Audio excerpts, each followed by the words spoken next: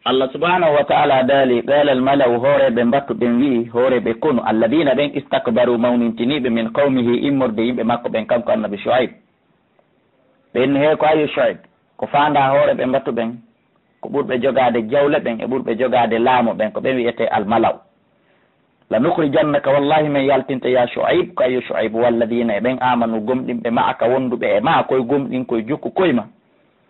wallahi min yaltinte min qaryatina min itte e saare amen nde ɗum ko go'o awla ta'uduna ruttuɗon fi millatina aron e diina amen kan ɗum ko gotel e ɗin ɗaala o wiɓe ene o ruttay min e diina mon kan awalaw kunna karihin hay so tawi komin añuɓe min yiiɗa min yarlaki kadi tarana haara gomɗi min fini min fefidiki alallahi min liiɓi hoore Allah kadi ban penale in udunasi min ruttike fi millatikum e nder diina mon kan saabu min dari min sabotika min inni ko diina keferan kako Allah hino añi kasi min yilɗitike e makka min woni fenoɓe baada idi najjana Allah ɓawa Allah subahana taala dandime min ha immorde e makka wa ma yakunu lana hanana min an nauda fiha nde min rutoto e makka illa an yasha Allahu rabbuna so wona so joomi amin yiɗi ɗulle Allah yiɗata ɗum wasi a rabbuna joomi amin yajani kulla chein kala hunde ilman gandal e nele waɗe kala ko faala ɗon wargol men e raɗagol men kala ko faala ɗon waɗe min hulata min goƴƴata alallahi tawakkalna kaka Allah subahana taala ko min holori ɓe fewti e Allah subhanahu wa taala ko ɗum woni golle julɗo ko ɗum woni gikku julɗo si satti si ɓiƴike nayo yaw karama ko batin o nayo yaw mbile ko yo townu juuɗe ɗen ala ko du'a ronki poɗude e moƴƴereji ala ko du'a ronki duñude e boneji ɓeni rabbana joomi amen iftah ñaawu baynana hakkude amen o bayna qawmina hakkude yimɓe amen ɓe mbel haqqi saabu gonga wa anta hayrul fatine kawni moƴƴo ñaawoɓe wa qala al mala hoore ɓe mbattu ɓe wi alladina ɓen kafaru yedduɓe min qawmi immorde yimɓe makko ɓen ɓe haalani jama maɓɓe hedditiɓɓen ɓay ɓe huuli fi wata jama o gomɗin Shuaibu ɓeni layni taba'atum Shuaiban wallahi do so jokki Shuaibu meɗen yeetade on ono yo jama amen innakum haara onon idan on tuma la khasiruna on perdi wallahi musidɓe julɓe no heewi buy saliɓe gonga kan hande ka yaasimi en fewnditiki ɗo saabu ko mawɓe maɓɓe ɓen jiƴata ɓe tawa ka haqqille maɓɓe ɓe yi ko qur'an e sunna woni gonga ɓe yi ko sunna woni gonga kono ɓe ronkira natirde muɗum saabu goƴƴugol ɓe yimɓe maɓɓe ɓen fakadatum nangi ɓe rajifatu ha cangon fasubahu ɓe wonti fi darim to gallili maɓɓe jatimina koɓe jikkiɓe maayi alladina ɓeɗo kaddabu Shuaiban fennuɓe Shuaib ka allam yahonaw fiha a sikkay ɓe ñiiɓali ka saare ɗon ha hande a sikkay ɓe hoɗali ɗon alladina ɓe kaddabu fennuɓe Shuaiban annabi Shuaib kanu ɓe laati humul khasirina ko kamɓe on perduɓe ɓen fatawalla o hucciti kanko Shuaib anhu e maɓɓe wa qala o maki ya qawm kono yimɓe lagad abilaghtukum gomɗi mi yettini emo risalati rabbinele ko joomi annelilan kon on jaɓanali lan wona sahatu lakum mi laaɓani on reedu on jaɓali fa kayfa asa ko honno mi sonorta ala ɗawmin e dow yimɓe kafirina yedduɓe joomi mu'um koɓe halka ko honno mi sunorta ɗum alano mi sunorta ɗum ko mayɓe ɓen mbi mana woni ko yewti kono koye en faamu kamɓe mayɓe ɓen hara hiɓe nande ila ka ibnu adama on maayi ɗon o surraka gabru makko nowru leyru ndun hino nande hito malaikaɓe areɓe ɓen landagol mo ka gabru golle ko golluno ka adna nuru duru ndun no nande hito hoto ɓen ila ka ibnu adama on maayi ɗon kaw surra ɗon ruhu makko on artay hande kadi ka wonki misal mo on kadi feƴƴi just e hoore annabajo meɗe Muhammadu sallallahu alaihi wasallam e heferaɓe ɓen ka guere badiri kama sabata fi sahihayn wono tabitiri ka sahih Bukhari e ka Muslim anna rasulullah ndene laaɗon sallallahu alaihi wasallam ɓa Allah foliniɓe e hoore yimɓe badri ɓen ɓe ñiguno balɗe tati kamɓe ne laaɗo ɓe yamiri o ngelawma maɓɓe mba hunta ɓe ari ha ɓe seeni ka hoore fello dow takko badri ɓe inni ko ayyo Aba Jahali ɓe ewni ko ayyo ko ɗum woni ɓiɗɗo Hisham ko ayyo Utuba ko ayyo Shayba ko ayyo kaari ɓe noddi keferɓe ɓurɓe wonnode leader accanteɓe konguɗi ɓen ɓe noddi ɓe ɗo fof goto goto ɗumaki tawsi on tawi hal wajadtum ma wa'ada rabbukum haqqa tawsi on tawi ko joomi mon fodi on koko gonga min do mi tawi ko joomi an fodi lan koko gonga on sa sannamar maki nelaaɗo Allah sallallahu alaihi wasallam ɓe yewtata ɓe lanni mayde on sa nelaaɗo maki walladi nafsi bi yadi mi wondiri on mo wonki woni e jungo mum ma antum on wonali bi asmahi ɗum ɓurde nande lima aqulu komin wolde komin hum mbi kamɓe ɗi mana ono wurɓe on ala urde nande ɓe kamɓe mayɓe ɓen walakin sikoni la yujibun ɓe wata tuwoni jabade donc haray ibnu adama on haray wonki hunkon ko seeɗani iwata e makko ko seeɗani neɗɗon laatoto mayɗo ila ka wonki kin sorti e makko ɗo yo wattinede ila ɗon haray o wonti wuruɗo watten yiili awa وما أرسلنا على دال من نلال في قرية إساري ومن نبي إمرد النباج إلا أخذنا سونا من ننجريت وأهلا يمبسار من بالبأساء سكتين ديج والضراء اللراج كما ودير تدو كفيو بأندو لتن موسي كن يوسي بيدي الله haray koy lorro koy men memini ɓe ɗon haray ko baaba ɗum ɗon areta ko fiisi ɓe gomɗinay laallahum yaddarra'una kono gasa ɓe yankinanto Allah ɓe lerkitanoɓe tuuba ɓe rutto ɓe wiya bakkatoji ɗin fiwata lette ɓurɗe ɗen ɗon janɗude aroy amma ene lagine ila 1958 heɓi ɗo sen watti yiili ñande wo Allah addanayi en lette hum ɓurkun kun hanki ndargol si en yaggay tuuɓe ruttoɗen fiwata o addan en lette jane ɗen ɓeyden kadi asilirde e bone on janngo kadi o adda lette ɓurɗe ɗen ɗon sen watta lili yo Allah dandu ko ni ha sakkitorde jama on wona e lette ɓurɗe janɗude ɗen ɗum woni yiite jahannama yo Allah dandu e tuma baddalna rette men wattitima kana sayi'ati battane bone on alhasanata moƴƴere hatta afaw ha ɓe ɗuɗiti kadi o qaalu ɓe wi hey koko tawata goɗɗum waɗi en ɗum wona fus kadi massa aba ana gom ɗi me mino babiraɓe men ɓen kadi abdarra u lorraji wa sarra e satti e ndeji sifa koye ɓe en ɗo kon ko ɗum woni gikku ibnu adama na e men ɗum fuɗɗi wona wasko ko yedduɗen Shuaybu pus waɗi ɗum on sawi fa kadnahum men nangirɓe noon hande kadi bagata tan e johe wom tawi kamɓe lashuruna ɓe sowa andude men nanggayno ɓe fewn ɗon leer walaw anna halal ɓura hara ɓe yimɓe ceyi amanu ɓe gomɗinno wattaqaw ɓe huuli Allah la fatahana wallahi min udditani alayhim e dow maɓɓe barakatin barkiji molanaɗi moƴƴereji mina sama e morde ka asamanu kippingol toɓo e yurmede Allah nde wal ardi e ka leydi wona fuɗingol puɗi wala hakkini sikoni honto kaddabuɓe finni fa akhadnahum men nangireɓe bima kanu saabu konko ɓe laati yaksibuna hiɓe faggito afa amina e hoolike e asiri ahlul qura yimɓe ceye ɗe an yatiyahum wonde arataɓe basuna lette amen ɗe mbaya tan ko ɗum woni e jemma ndindon wahum hara kamɓe naimuna hiɓe ɗaani ɓe miijaɓe yaala eɓe hoolike ɗum ko ɗum waɗi si ɓe yedde Allah no ɓe yeddiri wo awa amin ahlul qura ka hoolike ɓe yimɓe ceye an yatiyahum nde arataɓe basuna an yatiyahum wonde arataɓe an on ko nafiyu basuna lette amen ɗen duhan ka walluha ñalorma wahum wat kamɓe yal abuna heɓe fija afa aminu eɓe hooli makrullahi pewji Allah ɗen aɓe no hooli aɓe no tippi katiiɗi fala ya aman hoolota ko makrullahi pewji Allah ɗen illa al qawmul khasirun sona yimɓe perduɓe ko moƴƴinɗa a hawlota ko adadi pewje Allah ɗen an a yeehi aljanna ko bonnuɗa o ko bonnuɗa a hawlota ko adadi kadi ko ɗum woni pewje Allah ɗe wonde a yeehi yiite ko baynal khawfi wattamaw awalam yahdi e feeñanaali lilladina wonande ɓe yarisuna al arda runuɓe leydi ndi min ba'di ahliha ɓaawo halkede yimɓe mayri on allaw nachau wonde si meɗen yiɗno asabnahum min heɓinirayɓe men nangitirayɓe ɓe dunubim sabu bakkatuji maɓɓe ɗin awa enen ɗo fof goto kala e men ko goɗɗo maayi lontinen en hanino ƴoƴuɗe e ɓen maynoɓe annen siko ngorgu e doole e jawle ɓiɓɓe ɓen kadi hino marno wona to ba o min noti ala qulubim e dow ɓerɗe maɓɓe ɗen fam kamɓe ɗa asmauna ɓe nanata tilkal ɓura ɗeɗo ceyna qussu alayka miɗen qissano maɗa ya Muhammad min anba'iha immorde habaruji majji e qissaji majji hari a andano an e mofte maɗa ɗen wala qad ja'atun gomɗi addaniɓe mayɓe ɗo ɓe halkanoɓe fop rusulum nelaɓe maɓɓe bil bayinati hujjaji feeñuɗi kono fama kanu ɓe laatano kili yuminu hiɓe gomɗina bima kaddabu konko tawnoɓe lannino finnude min qabilu ko adi ko andingol en enen kadi wota en jaaɓu fennude wota en wawnoɓe wayi noon kadalika ko wonani yatba'ullah Allah notiri ala qulubil kafirina e dow ɓerɗe heferaɓe ɓen wa ma wajadna min tawali li aktharihim ko ɓuuri hewde e maɓɓe min ahadin immorde jogitagol ahadi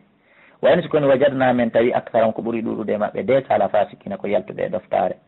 ɓa ɗon feƴƴi summa ba'athna refti men neli min mbadihim ɓawa ɓen ɗum Musa annabi Musa bi ayatina wondude e ayeji amen ɗen ila fir'auna yo yawka fir'aun wa malayihi konu makko ngun wallahi fa zalamu biha ɓe toñiri saabu ɗe ayeje tawi ɗi mandeji ɗi men jonnuno Musa ko fiyoɓe ɓeydu hoolade saabu ɗiɗo ɓe gomɗina Allah kono ɓe woni yeddirɓe saabu majji fanzour daarino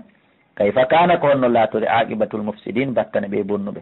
ɓe halkino musidɓe julɓe enen guineyen reeno ɗen e mara misara embere ko ɓuuri fanɗude e doole e jawdi e laamu ko fir'auna en e qaruna en e hamana wonno ko okka ɓaɓe yeddi Allah halkunoɓe e nder seconde enen lagine reeno ɗen o gala Musa annabi Musa maki ya fir'aunu ko ayo fir'auna koni accu inni min o mo yiwɗa rasulun komi nelaɗo min rabbil alamina immorde ko Allah jeeɗo windere nden e fii haqiqum ko fayilla ko forcément ala Allah agula wonde mi wowlatami hattanaka mi suusata wolude alallahi e hoore Allah ilal haqqa sowona gonga sa yi mi déclare nanima komi nelaɗo andu komi nelaɗo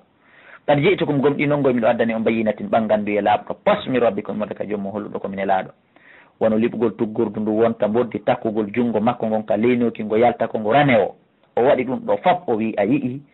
awa fa arsil accuto maƴƴe wonnude a bani israil ɓiɓɓe annabi yaquba ɓe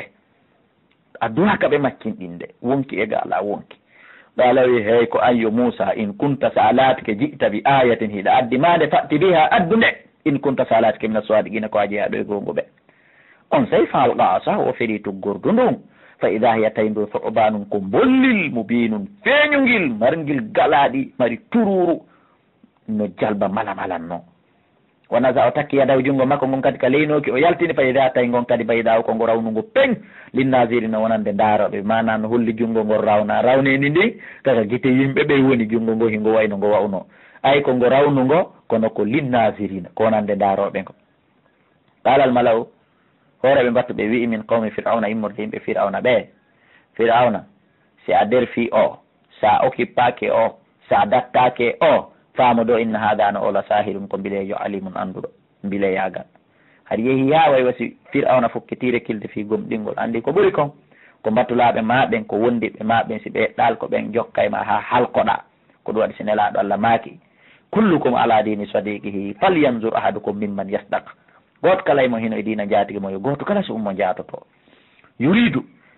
fir'auna Musa o ko faala an yukhrijakum konde o yaltinta min ardikum o itta on e leydi mundi o heppa fa maga ta'muruna ko ɗum yamondir ɗum ko ɗum yiwɗon ko ɗum ndisodir ɗum ɓe uggini ko'e ɓe fottani ɗum ɗo qaaluɓe inni arjihi ruttumo kanko Musa yo hotu hande wa haw kanko e musidɗo makko Harun wa arsil an kadi nela ɓaako mbile yagal ɓe holori nela filmada ini e cawoy koye fop préfecture e sous préfecture e district fop e nder misira hashirina ɓe mooɓo yatuka ɓe addane ɓe kulli sanin kala mbilejo alimin anduɗo mbile yagal ɓe peesa ɓe waɗi ɗum ɓe senditi nele e ceyɗen foppo waja a sahara to mbile ɓen ali fir'auna qaaluɓe ni harayi ɗen duwa wadde condition d' abord avant le travail ɗen duwa wadde condition aɗen natande golle ɗen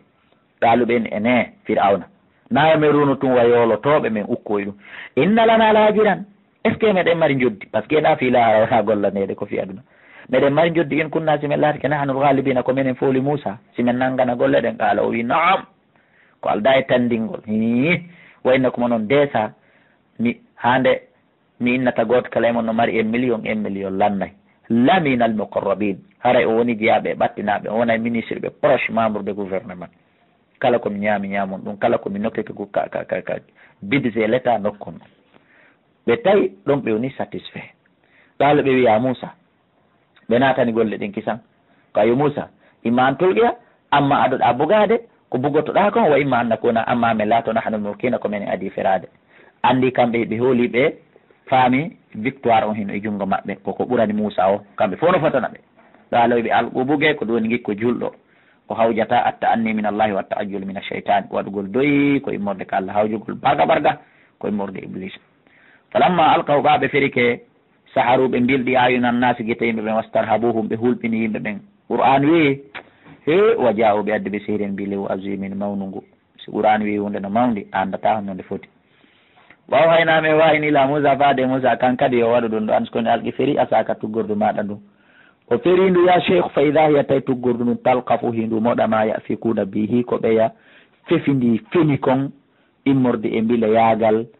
ndu moɗi foppo ndu gayni ɓe wi en e tafsir ji nokkugo kayri boddi ndi ndi udditi hunduko mayri on nduya tondu no yeehi ha ka asama nduya no weƴƴiti ka leydi pette yiite no yalta e nder hunduko mayri on nde suti moɗugol fir'auna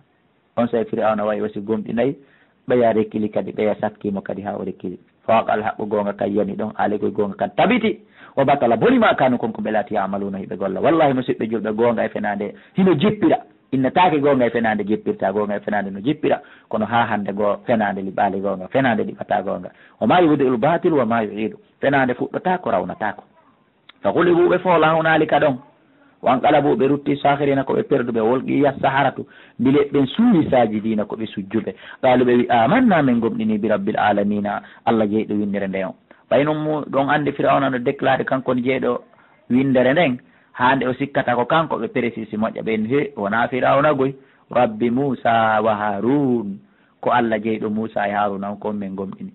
ala firawna wiɓe amantum bihi on gomɗinimo qabla an adana lakum ko adi mi yanande on inna hada mi andino ɗum ɗo la makrun ko pewje makartumuɗe pewjuɗo ɗon ko topowingil waɗuɗon onon e Musa fil madinati ka nder saare adi on ardeli tohoriju fi on yalti min ha e saare nden ahala yimɓe mayre on hetton kono fa sawfa ta'lamuna aray an ɗon komi huwata on ko joni law qatti anna wallahi mi taƴay aydiyakum juuɗe monɗen wa arjulakum e koyɗe monɗen min khilafin immorde lutodiral koyngal ñaamal jungo ñaamo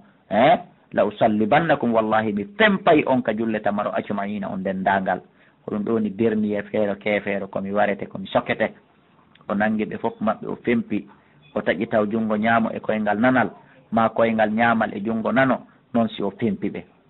kaluɓe wi he nokkugo ɓe ni fagodi ma an taqad ñaaw kala ko ñaawata fa innama tagodi fi hadihi hayati dunia ko wawɗaga ka gurdam annaɗo nokkugo ko noon ɓe jaabori qaalu ɗo ɓe jaabi inna men he waɗu kala ko falla ila rabbina munqalibun kaka joomi amen min woni hotude si min maayi men tawal goɗɗo toon ma men tawal joomi amen toon min artay oma tan qimu minna minen min yetti Allah ɓay tun ala men lettirde illa an amanna si wona ɓay min gomɗini bi ayati rabbina ayaje joomi amen ɗe lamma jaatuna tumande ɗe ari men ɓay ɓe felliti oya fen payɓe woni waray ɓe woni hande yahata muusi en ndin polkita ɓe itta ɓe dina kamɓe waɗi du'a musidɓe julɓe hooloren du'a wonen waɗoɓe du'a ɓe wi rabbana joomi amen ɓe hoolorali imanu maɓɓe on ɓe hawki imanu maɓɓe ɓe ɓanti juɗɗe ɓeyni Allah Afrique yuppo alayna e hoore amen saburan muñal wawgol muñagol muuseni ndin hara men hulali hara men ɗen ƴaaki wata waffana wara men ɓay men andi men mayon musilmina komin julɓe wallahi musidɓe julɓe ɓe maayi hoorali ɓe maayi ittali zaka ko o sujuudu mo annduɗon ɓe waɗi ɗo ko ɗum ɗo tum ɓe waɗi dewal kaɓe suuyi ɗum ɓe sujji ko dewal ngal fof noon ɓe janngali ɓe hoorali ɓe hajjali ɓe ittali zakka ɓe waɗali julde ɓuuri o sujuudu kono innamal amalu binniyat ɓe maayi ɓe naati aljanna wa qala al malak hoore ɓe mbattu ɓe wi min qawmi firawna immorde yimɓe firawna ɓen atadaru Musa a acca e Musa firawna a acca e Musa o wa gawma yimɓe makko ɓen lifsidu fiyo ɓe bonno fil ardi ka leydi ɗo wa yadaraka ɓe tertoma hara a konsidiraka an wa alihataka e reweteɗi maɗa ɗin hara ɓe konsidiralma ɓe yawma ɓe mana ɗum ko bambi leɓɓen suuyi sujji jama buy silmi ɓe tawi fof silma yoni ko on sayi ɓe addani kadi firawna nde feere ala wi non non non yadde solution sanu qattilu abina'ahum aray ka halken waren ɓiɓɓe maɓɓe worɓe ɓen wona so tawi accen ni sama ɓiɓɓe maɓɓe rewɓe ɓen wa innano enen fawgam sengo dow ɓe wona e girde ɓe ɗo hiruna ko en foluɓe ɓe kala Musa na Musa makani le kawmi yimɓe makko ɓen ɓa o tawi e nele wargo ngon waɗay woni e hoore maɓɓe julɗo ko yo muulor muñagol o yiɓe istainu wallinore billahi Allah yande mi toriki on mi jeeji on wasbiru muño ɗon innal arda ande no leydi ndi lillahi ko Allah jeyndi yurisuha oroni nayndi man yasha mo yiɗi ɗon inde min ibadi immorde jeeya makko ɓen mi torki Allah yalla waɗe enen e durriyaji men ɗinta ko en jeeyaɓe ɓe Allah yiɗi ɗon ingol leydi makko ndin ko en jeeyaɓe ɓe o foti ronugol aljanna makko wal aqibatu lil muttaqin battane moƴƴe ɗe wodani huloɓe Allah qalu ɓen e Musa minen min yeetanoma ko an wonata saabu ittugol men e kirisi ley koyɗe Fir'aun an min muññike duuɓi temeɗɗe nayyi e quelque a ari men mi uudina min lorra min qabli an ta'tiyana ko adi arde men minen miɗe wiide lorra ko ha hewta haray gasi wa min mbaɗi ma jiitana ɓaawa ari men hani yo min muñño e moodi a ɗum ɗo satte men tawi muñal ngal hewti kalanna kono weelaɗo anda cuɓutta enen kadi lagine ko ɗo fewnde yo musidɓe an julɓe ɓe daasi ɗon faamude lan enen kadi en lorrama kono wawe faamude wono saabu yen yalti e crise e sattede nden enen kadi ko ono yo musidɓe an wallahi o jibinama wallahi o janɗi wallahi o gayni école makko on fewndo ɗo nini haray hakkude ɗo e hettugol men en hoore men hino fota ila ka alansara juula salmina jotta ha neeɓi ɗo e mutugol nangue ngel ma ɗon no juuti hino fota ila ka nangue muti ɗo e julgol futuro ko noon fotata qala wi asano tañƴina rabbukum jomum an yuhlika nde o halkata aduwakum ayɓe moon ɓen heeña wa yastahlifakum o lontina on fil ardi ka leydi fa yanzura o ndaara kayfa ta'amaluna onon kadi ko hunɗum golloton wala kadi akhadna gomɗi men nangi ala fir'auna koneli fir'auna ɗen men nangiri ɓe bissinina kokke ndiyan arali duuɓi ndiyan ari wona ɗo sin e ɗitanede min samarati immorde e ɓiɓɓe leɗɗe laalanno gas kamɓe yaddakkaruna ɓe wajirto ɓeɗonki wajitade fa ida jaatum si ari ɓe ala sanatu moƴƴere nden kala moƴƴere ko ɓiɓɓe ɓe nalana haadihi ye minen meɗen handi ɗum ko minen hani heɓude ɗum wa in tusibum seeɓiɓe sayyi'atun bone yattayyaru bi Musa ɓe katinoro annabi Musa wa man ma'ahu e ɓe wonduɓe e makko ala fama innama ta'iruhum no kataji maɓɓe ɗin indallahi ko immorde ka Allah walakinna ko woni aktaram ko ɓuri hewde maɓɓe la ya'lamuna ɓe anda o qaaluɓe dari ɓe fewti ɓe wi'i Musa face à face hey ko an ma taɓtinaɓe kala ko addanɗa men saabu mum min ayatin immorde mande immorde aya holluɗo hiɗa mari goonga ɗi tasharana fiya mbilɗor men mbiya ndemmade famana hanulaka menen mi wonali wonandema bi muminina komin gomɗinayɓe ma few on andi ɓe jarriboranoma peeji ɗiɗi kokke ɗen e ɗuytanorede ɓiɓɓe leɗɗe ɗen on sayi fa arsalna min wurti alayhim e dow maɓɓe tufan ɗum woni ndiyam ɗuɗuɗam ari yuuli bihi remuruji maɓɓe yuuli bihi mattitelji maɓɓe wal jarada e kanu hitande arayde nden min acci ɓe remi fuuɗi min wurti kanu ɓaɗum rimi sawti moƴƴi yeehi ha ka ɓendata ɗon min wurti kanu metti bihi ngesele maɓɓe ɗen wal ɓummala e tenɗi min hubbiti tenɗi e maɓɓe tawi ɗum no wiñanno e coñci ɗin e dankeki noni wonone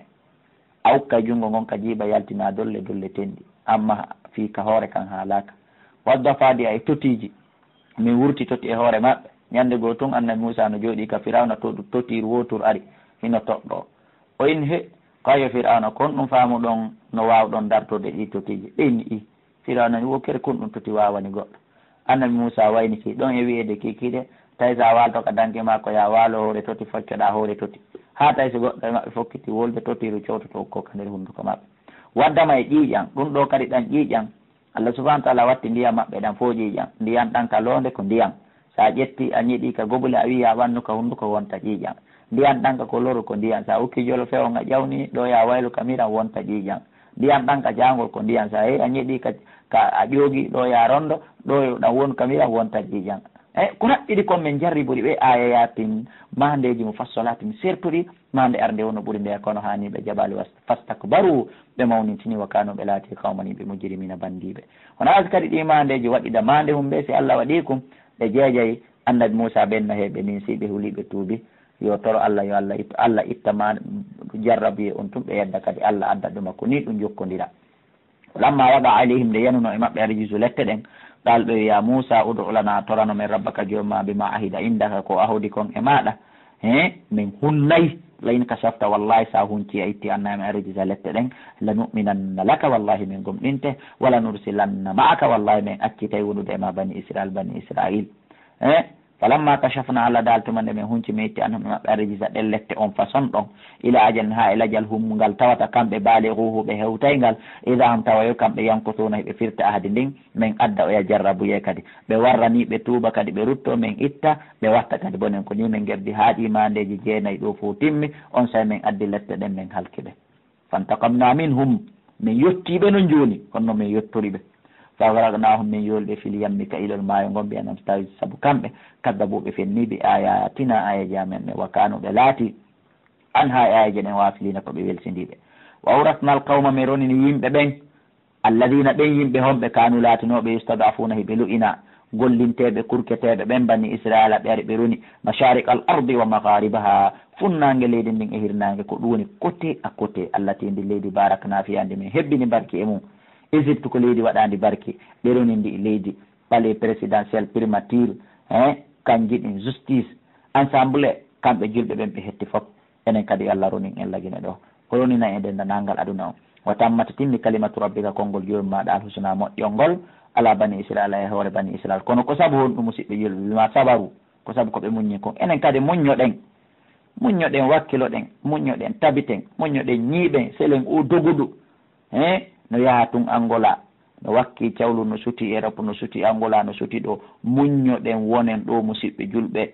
townen juuɗe meɗen ɗen toroɗen wonden e tagore e ɓe Allah subahana taala on kawtindini en ɗo kawtiden e maɓɓe nokku gotum nangundu a yi undu sa yi oya dari no kewi no ɗo moi c'est ramasser le pouvoir sur la terre min mi hucci laamu ngun ka hoore leydi ko ɓa fewndo laamu ngu yani himo ɗo si tawno fewndo laamu ngu yani o ala ɗo ko wonnoɓe ɗo kadi hoccayno nda si hiɗon famudela donc muñoɗen tabiten enen kadi Allah subahana taala on walla en honno waɗammarna men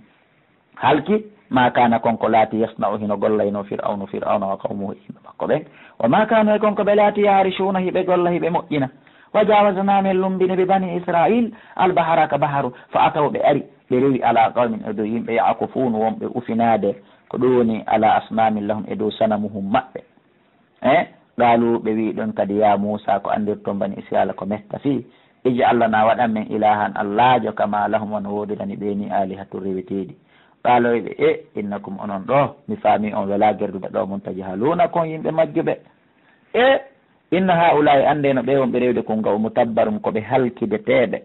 ma hum fihi ko ko ɓe woni e muɗum ko ko ɓe woni rewde ɗo koɓe halkideteɓe e muɗum wa batilum e pi ko mere ma kanu on ko ko ɓe laati amaluna ɓe golla a qaala o wiɓe a gayrallah e ko hina allah ɗo rey ko miɗa